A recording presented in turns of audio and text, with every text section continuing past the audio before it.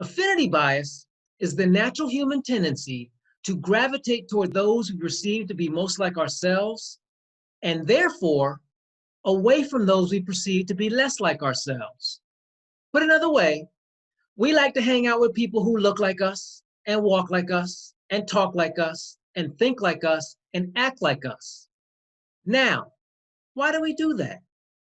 Because it allows us to stay in our comfort zone. Your comfort zone is a psychological state where things feel safe and familiar, and you feel in control of your environment. It's a place where we experience low levels of anxiety and stress and high levels of comfort, which is why affinity bias is so powerful. It leads to an unconscious desire to consistently seek similarity and familiarity. For example, think about the route you take to get to work. If you drive, you probably take the exact same route day after day after day. Now, think about what happens if that route is blocked and you have to take a detour. It likely causes you stress because in that moment, you have to do something that may be less similar and less familiar to you. In other words, you're being taken out of your comfort zone. Let's look at another example.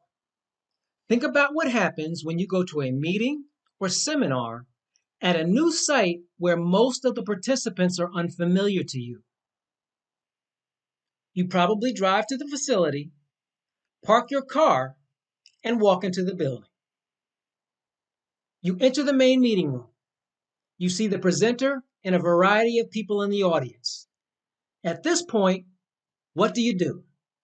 You start looking for someone you know. Why?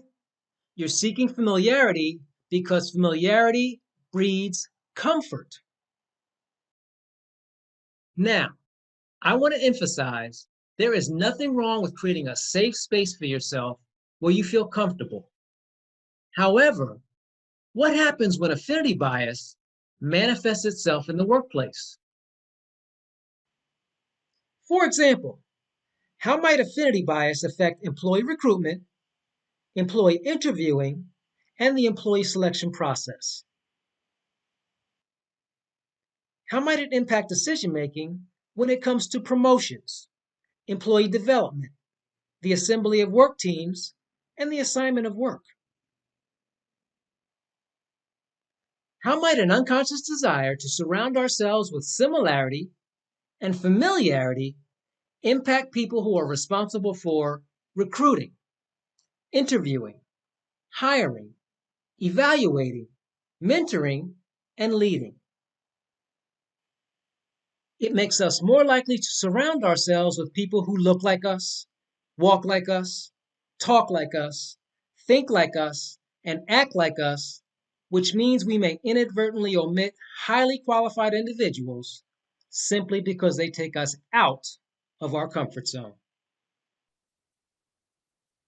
Thanks for checking out my video on affinity bias. If you found it useful, please like, subscribe, share, and look out for my next video on how we can go about building powerful connections.